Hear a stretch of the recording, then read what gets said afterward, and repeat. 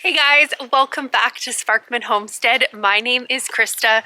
We are outside today because it is beautiful outside. It is not necessarily warm, but the sun is out and I just try to soak up as much of it as I can when it's out. I want to show you guys some fun stuff that has happened on our property.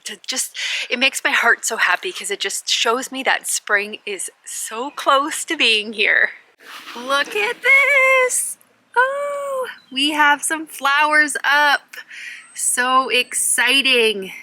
Another fun thing is look at that willow tree. It is starting to bloom. This tree is always the first one to get its leaves and it is the last one to lose its leaves in the fall. Oh, look at it. Now, I am so sad. This tree is actually starting to die. It is completely, I don't know if you can see this, but it is rotted in the inside, like hollow. The woodpeckers love this tree as well. They just seem to know that it is weak and fragile and my favorite tree, and they just peck away at it. This tree I'm hoping can last a little while longer. Every single time we get a really, really big storm, these huge branches fall off. We actually had a huge branch, like a branch like that size right there. I don't know if you can see it, but it actually fell down and wrecked our fence. We've since had to have our fence fixed. So the other fun thing I want to show you is actually at the front of the house. Let's go there.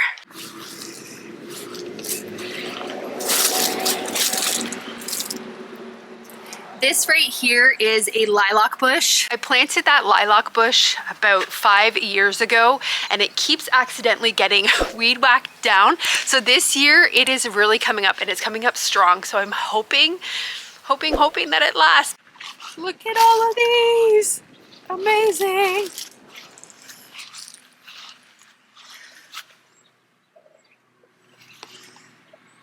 So we picked some. I'm gonna go and put these in a vase inside. I'm just gonna leave them right there. We actually had a pretty hard freeze last night. I think it got to like 20 some degrees last night. It was pretty cold and today it's definitely feeling chilly, but the weather is supposed to be shifting and it's supposed to be getting a lot more warmer again pretty consistently. So I just wanna check one more thing really quickly while we were out here. I wanna see how my garlic is doing.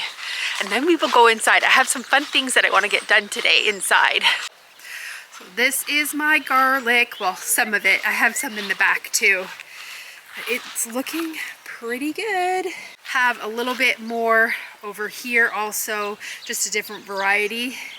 Thinking I'm gonna get some lettuce planted in that bed over there.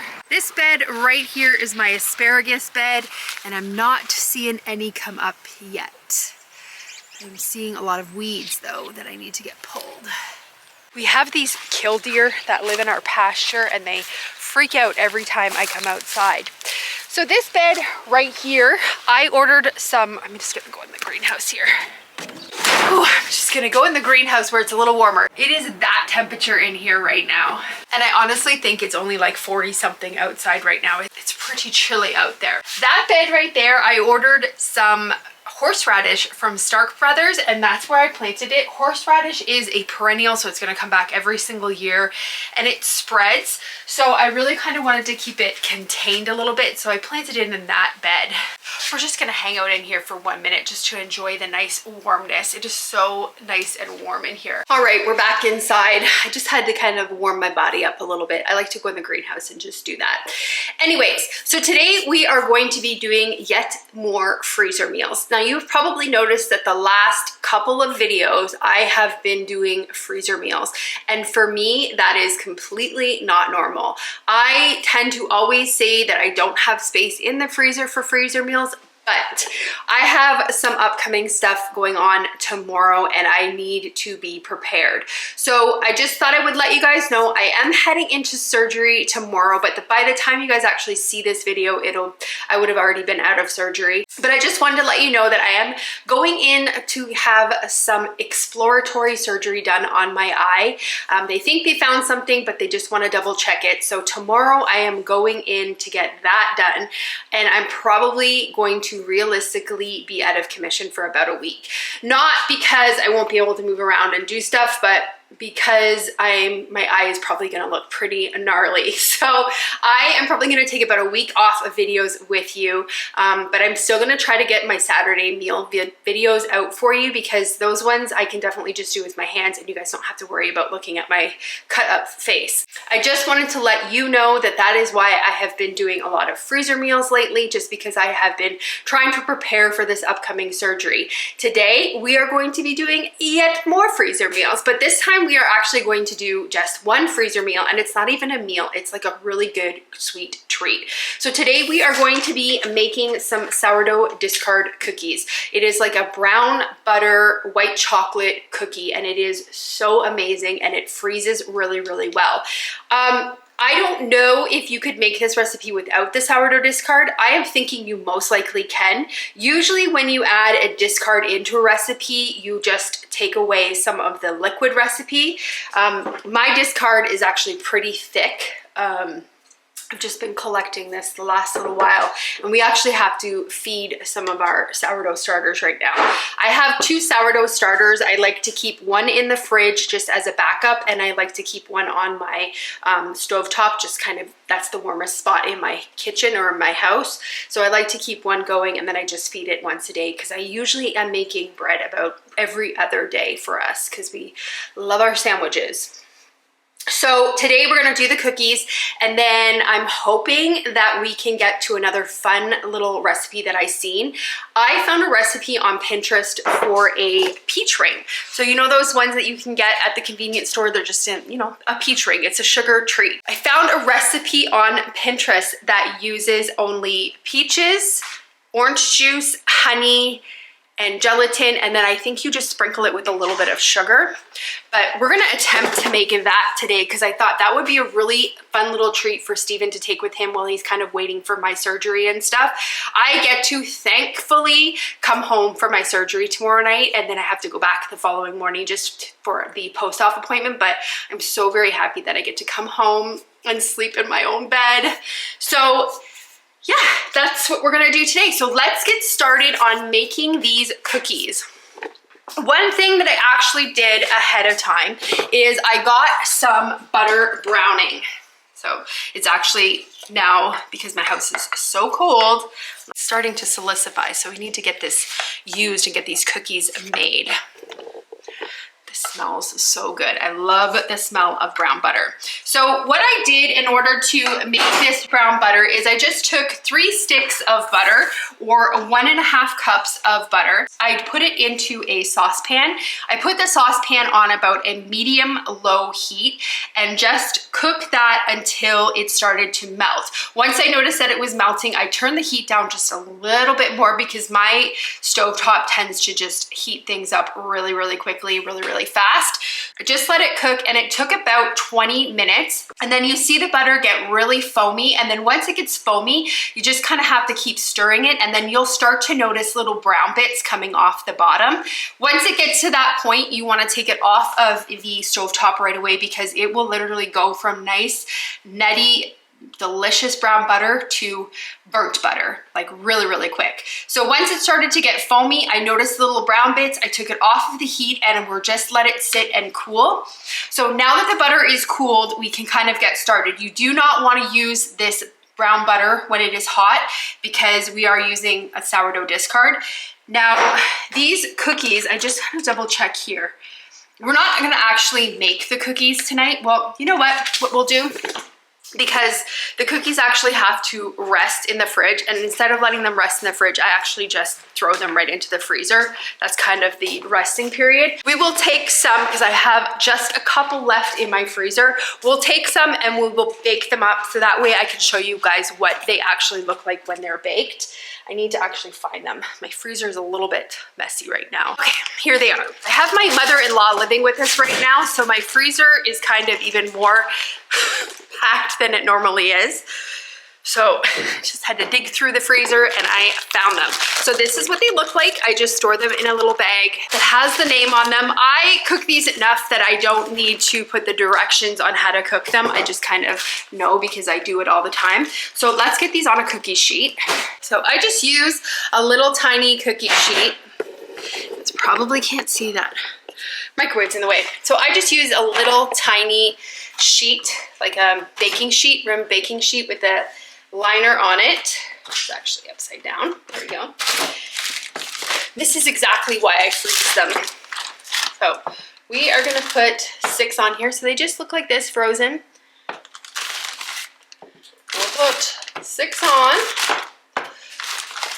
And we'll let them start to defrost. Just from the side. I actually have to get my starters fed. So I'm gonna do that right now. Also, I'm gonna feed both of them, but one of them is gonna go back into the freezer, or not the freezer. One of them is gonna go back into the fridge.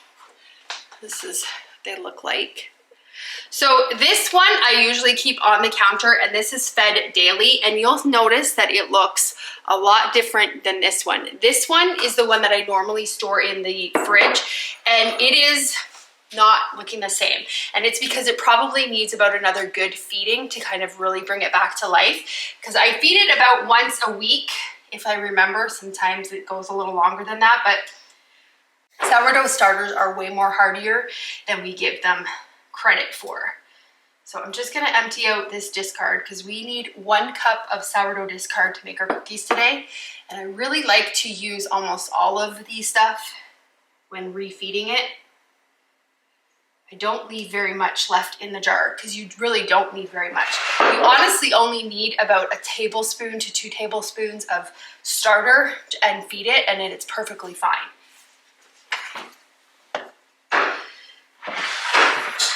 So I don't weigh it because I kind of know what I'm looking for when I'm feeding it. I just want like a thick pancake batter consistency. So I usually just put about maybe 2 scoops. Like this is a pretty small wooden spoon. Put 2 scoops and then I just get some filtered water and just stir it until it's like a pancake consistency. I like to use filtered water when doing this just because I don't want the chlorine that's in my tap water, because unfortunately I am on city water, which is got yucky stuff in it. So I just use my Berkey water when feeding my sourdough starter. And I think I added a little bit too much water to that. Hopefully you guys can see, but this is like the consistency that my starter likes. Everybody's starter is honestly going to be different because your starter is pretty much whatever yeast you have in your home, and everybody's home is different. So my starter is not necessarily going to be the same as yours, the same texture. I see a lot of people on YouTube that have starters that are way more runnier than mine. I've tried to have a more liquidy starter, and honestly, it just does not work well to make my breads. This is what my breads like, so that's the consistency that I have had. And I've had this starter for, I think 5 years now. I started this from scratch. I just put some water and flour and just kept feeding it, like following a schedule. I have a really good sourdough book that I love. I do have it linked below in my video description because I cannot recommend it enough. But this is the book that I use for all my sourdough stuff. Well, a majority of my sourdough stuff. The recipe that we're using today, I did find that online and I just wrote it down, so I don't have a linkable recipe for you guys. But what I will do is I will leave it printed out for you guys in the video description.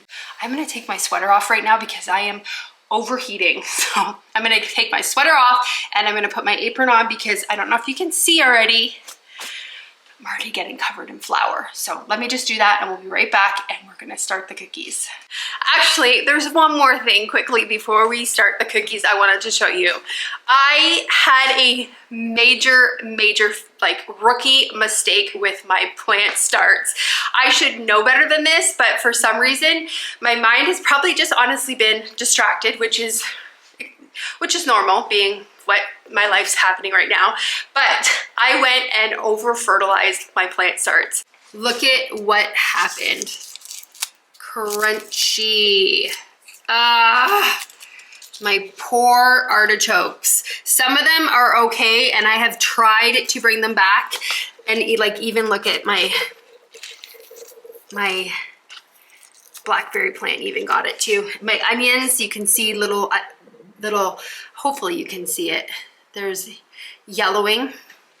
I watered them one day and I bottom water them because they're bigger plants. And this is what I use as a little fertilizer because onions are high nitrogen feeder. Like they need a lot of nitrogen in order to grow. So I went and put some of that into my little watering can and totally did not realize how much I put into it. My watering can is really, really small and I put way too much of that per the water. So I ended up burning most of my plants, which is so sad, but I was able to catch it. Like it literally showed signs of the fact that I had over fertilized it, like immediately. The plants were already going yellow. So I knew right away that I needed to get that water out of there and put some fresh water in it and just try to dilute as much as possible. And that was last week. So this week it looks like they're kind of, I may have saved them. I'm hoping I did because honestly, because we're now at the beginning of March, it is way too late for me to start my artichokes and actually get something by the end of the season. Because I think artichokes take about 120 days to mature and produce fruit. I'm not sure. I mean, I have a 200-day growing season, so I may have enough time still, but anyways, that was a lot of work. So I'm hoping that I saved them. Okay, so that was the update on that. We're now gonna get started on these most delicious cookies. Okay, I need to get a really big bowl because this recipe actually makes a huge batch, which I love because again, it's just more stuff that I can put in the freezer and just have for quick little snacks during the week. I am going to get out a big bowl. I love these Pyrex bowls. If you've noticed, I have a lot of vintage Pyrex. We collect vintage Pyrex. Well, at least we used to collect vintage Pyrex. I have stepped away from it. In fact, I'm actually selling most of my collection because I've just realized that we had so many of them and I'm almost tempted to show you guys my collection. Do you want to see it?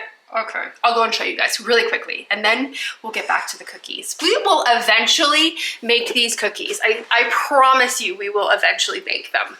Okay, now keep in mind that I have sold more than half of my collection. So we have this completely stacked full of Pyrex. These are all like my little fridgies back here. And then I just have so many casserole dishes. So many of them. And then I have a whole bunch of Tupperware also that I am slowly getting rid of. But I do love these really big containers. And then I also have some vintage mason jars. These mason jars are actually my husband's great-grandmother's mason jars. We went to Arkansas because that's where his family lives. We went to Arkansas to visit and we went to his great-grandmother's old house. They still have it in the family. And we went to their storm shelter and she had it filled with all of these old mason jars. So I was able to get some of them and I kind of put them on display and sometimes I'll like store stuff in them. Anyways, like I said, I'm getting rid of most of them and just keeping the pieces that really, really mean a lot to me. These particular bowls were actually Stephen's grandmother's, so I'm not getting rid of those ones. Plus, I just love them because look at the flowers. Anything that has flowers on them, I love. I've been switching out my bowls to more spring and summer stuff because I'm just willing spring to come. Okay, so now we have our big bowl and I totally went off the rails and showed you guys my deep, dark secret of my collection, which I tend to keep hidden away. No, it's not a problem. It's not a problem. I use some, so it's not a problem. That's what I tell myself. Okay, so anyways, let's get started. We're gonna get the dry ingredients all put into this bowl.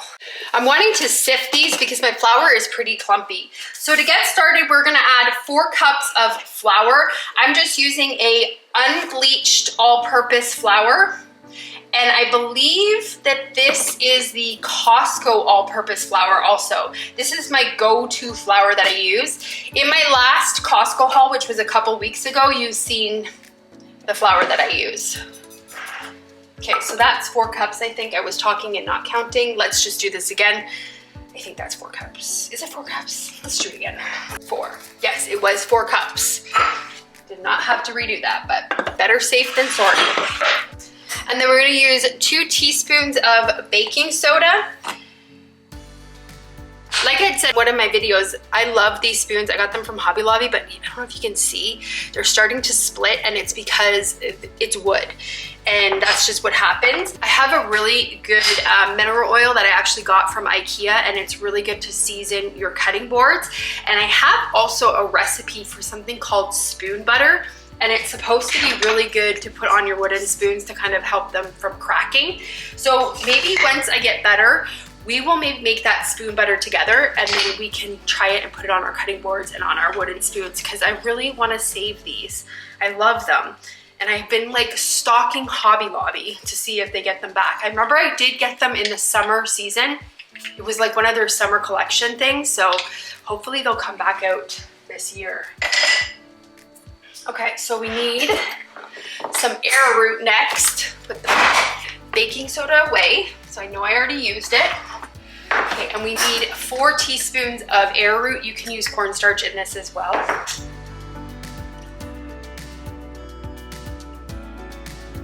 And then 2 teaspoons, I think it's 2 teaspoons, yep, 2 teaspoons of salt.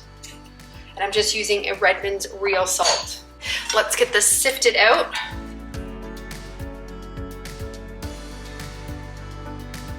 And now it says to set it aside. All right, so we're gonna use the stand mixer, and to that sorry, that was really loud.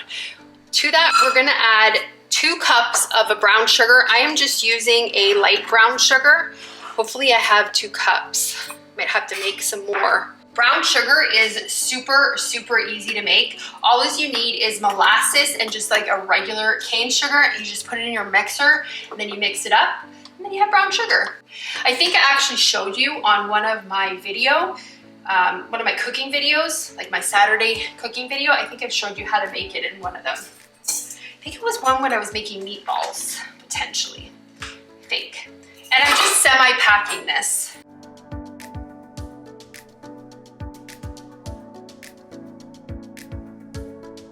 My little sugar bear back in. I'm good, I don't need to make any more. And then we're gonna add half a cup of just a regular cane sugar. This recipe is a high sugar recipe. Definitely not one if you are watching your sugar. But they're so good. They're nice to have as a little treat. Okay, next we're gonna take our brown butter and we're gonna add it to our sugar, and then we are going to mix it until it is combined. Butter is completely hardened at this point. Safe to say it is cooled.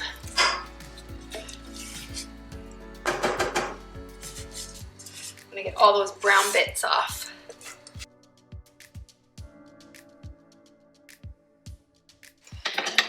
Okay, let's mix it until it's combined.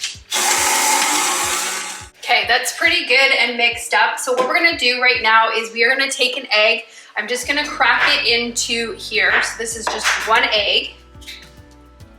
We need to take another egg, and we need to just use the yolk out of it.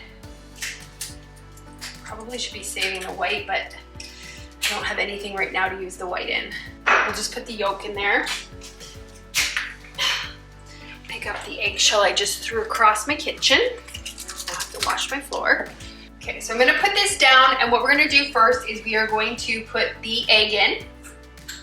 The 1 whole egg. I'm just gonna stir that a little bit. Sorry if you can't hear me.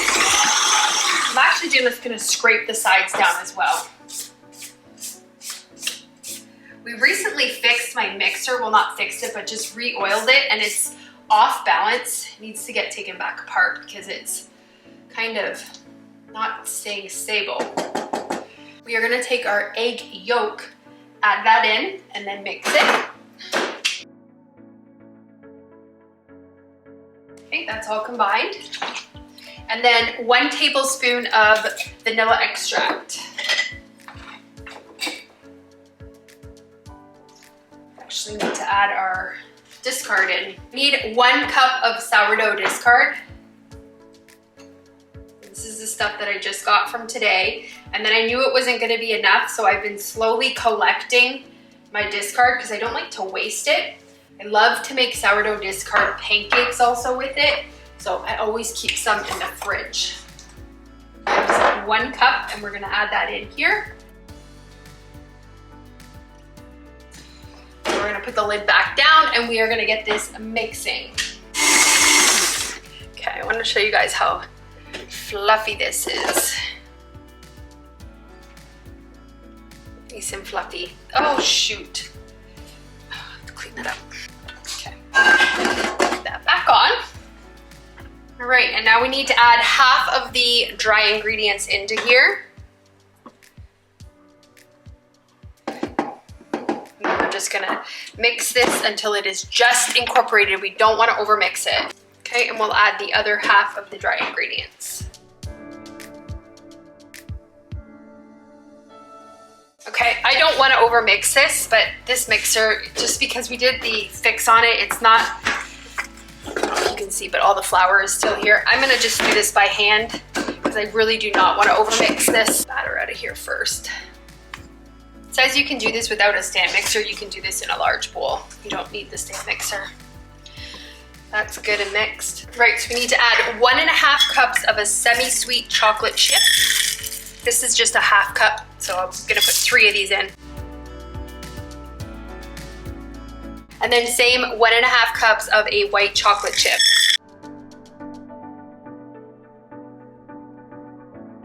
Let's get it stirred together.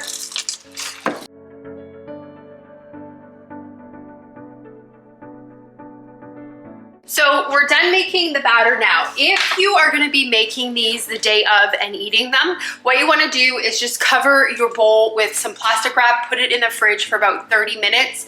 And then after 30 minutes, you wanna take them out and then put them onto a cookie sheet. Have your oven preheated to 350 degrees.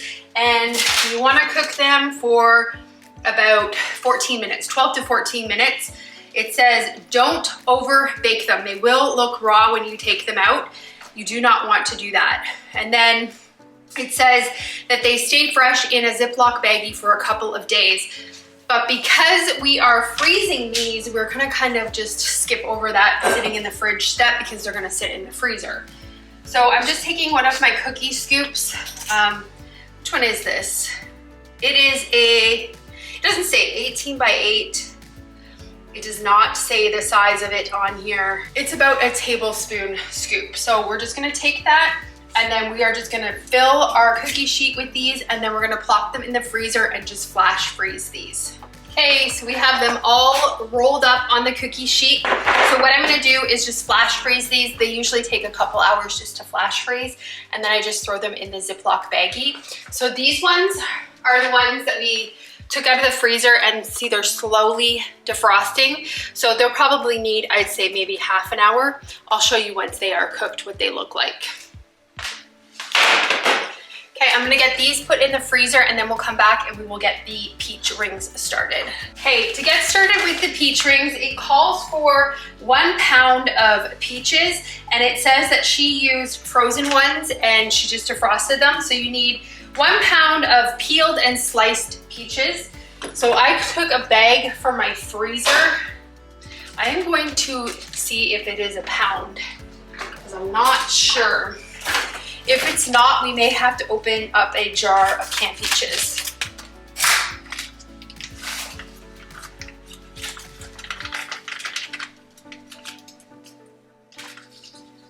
You know what would be helpful?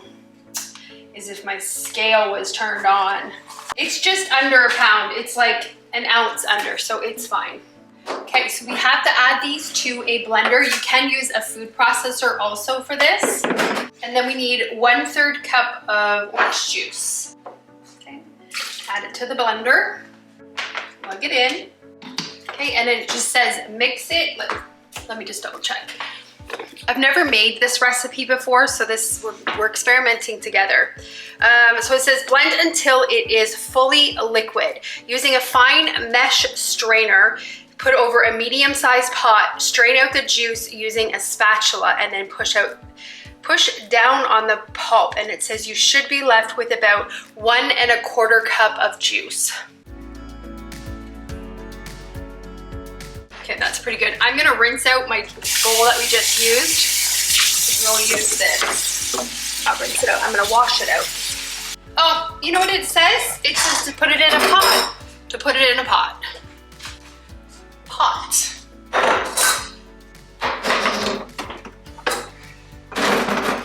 Okay, and let's get this drained. It smells really good. There was like literally no pulp in this. This Vitamix really does mix things up really good. I'm hoping that this is thin enough liquid. Hoping that it mixed it up enough. Okay, so to this we need to come in and add 2 tablespoons of honey. And it says to mix it well. Next up, we're gonna add our gelatin. So we're just using this gelatin. I got it from Azure Standard. And we need to add 2 tablespoons and 1 teaspoon. And it just says to sprinkle it over the top and then lightly mix it in.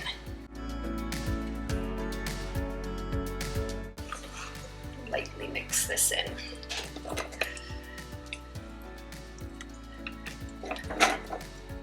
Got some clumps in it, so I'm just trying to get them out. Okay, so it says we gotta leave this sit for 2 minutes while it hardens, and then we're gonna get it onto the stovetop. Now, peach rings, typically you wanna use like the circle molds. I don't have any, but I have all of these cute little heart ones, these fun little shapes, some gummy bears, and some flowers. So we're gonna use these instead. It does say in the notes of the recipe that you can actually use any mold. You don't have to use like the ring molds. So this is what we have, so we're gonna use them. I ordered those on Amazon and I can leave them linked for you guys if you would like. They come with little dabbers. It does say in the recipe that you wanna either pour this into like a measuring cup so you can pour it into here, or you wanna use one of these little dabbers to put it in here. So we're gonna wait for the 2 minutes and then we're gonna come back, and we actually have to heat this up a little bit. So it is hardened. I've put it on the stovetop, and you wanna cook it for about 3 minutes until it gets back to the liquid state. So once it's back to the liquid state, we're gonna take it right off of the stovetop, and then we're gonna put it into our molds. Now she does say that it takes about 6 hours for these to set. So I'm not gonna leave you guys the full 6 hours. What I'm gonna do is I'm gonna come back later tonight and show you the final steps. But I did just wanna say goodbye to you guys now, because I'm probably honestly going to forget tonight to come back and sign off and tell you guys goodbye. So I'm gonna do that now, but stay tuned for the rest of these, how to finish making these and see how these cookies turn out. The other thing I'm actually gonna throw into this video, and I did it a couple of days ago, I had a whole bunch of potatoes that were starting to go bad. So I decided to turn them into hash browns. So I did film it. I just unfortunately did not talk to you guys while filming it. I'm gonna throw that clip in here now just to show you guys how easy it is if you have potatoes that need to get used up. Really, really good freezer meal for that, or just a freezer staple. It's just making hash browns. So I'm gonna put that in here for you guys now.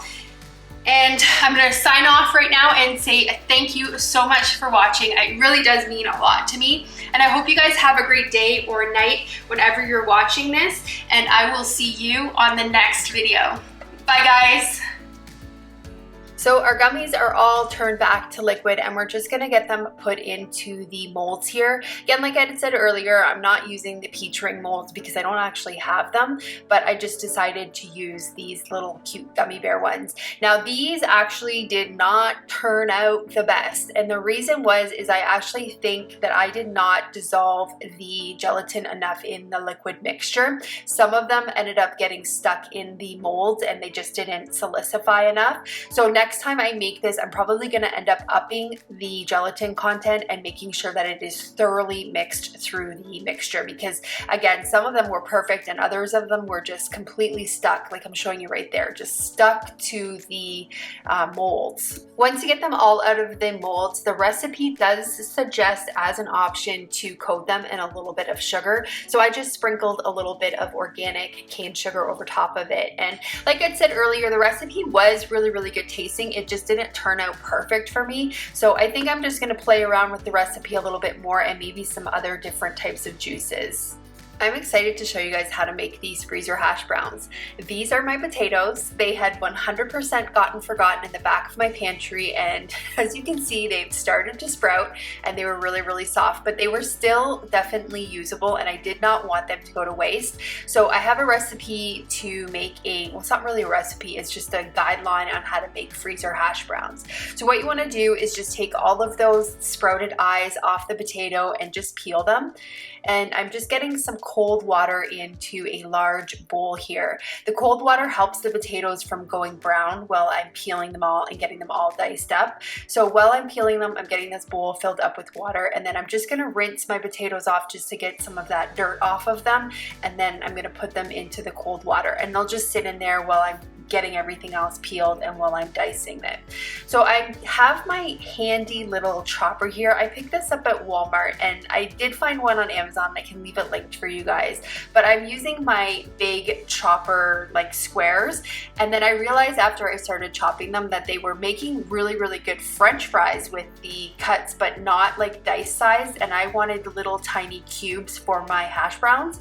So I just dumped the water out there and just put some fresh cold water in there, just because the starch had really started to build up in that other water, and I just kind of wanted to have some cleaner water there. So I have some clean, fresh, cold water, and now I'm just running them through my chopper again, just kind of the opposite side, because what I'm looking for is about 1-inch cubes to make these hash browns. Once they're all diced up, I'm just going to put them on top of this beach towel and just completely get them nice and dry. You want to have a dry potato to make these hash browns. Once I got them all laid out onto the beach towel, I just came in and just chopped them up a little bit more. Some of them got a little bit missed in the mass chopping, and I really wanted to keep with the uniform 1-inch cubes, and I'm just going to really pat them dry again, just because you really want to make sure that they are dry when you're starting these. So on a baking pan, a lined rimmed baking pan, you're going to take your cubed potatoes and you just want to make a nice thin layer with them. I added about a tablespoon of avocado oil. You can use whatever oil you prefer to use in this, and then about a tablespoon of my all-purpose seasoning blend. I'll leave that video linked for you guys. I did a video showing you how I make all of my seasoning blends from scratch. I'm actually going to be filming another one this week for you as well, because I have run out of some of my seasonings. So anyways, we're going to take the cubed potatoes and we're just going to make sure that they're all nicely coated with that seasoning blend, and then we are going to put them into a 425-degree oven for about 20 minutes. Halfway through, so at the 10-minute mark, I came in and just kind of shuffled them around a little bit because I had kind of overstuffed this baking tray. You really just kind of want to make sure that they're not, too crowded, which unfortunately I didn't do in this situation.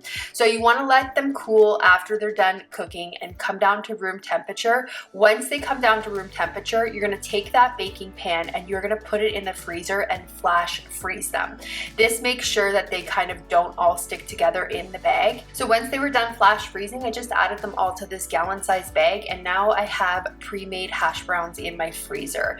This huge gallon-sized bag was probably about 5 pounds, maybe less than 5 pounds of potatoes. So definitely recommend that. It's an easy way to kind of save potatoes that are going out. And then just to use these, you would just use them the way that you would use any regular frozen hash brown mix. Like you can fry them up really easily because you've already essentially kind of done the baking process. I didn't want to end this video without showing you guys what the cookies look like coming out of the freezer and out of the oven. So these are the cookies after I flash froze them. The reason I do that is the same reason why I do the hash browns. You just don't want them to all stick together in the bag. So I'm taking them off of the baking sheet here and just adding them to a gallon-sized Ziploc baggie.